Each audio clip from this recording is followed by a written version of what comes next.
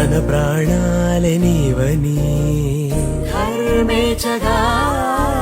తన మనసంత నీదని అర్థేచగా తన వలపంత నీకని కామేచగా అవధులు లేని ప్రేమకై మోక్షేచగా మూడు ముళ్ళతో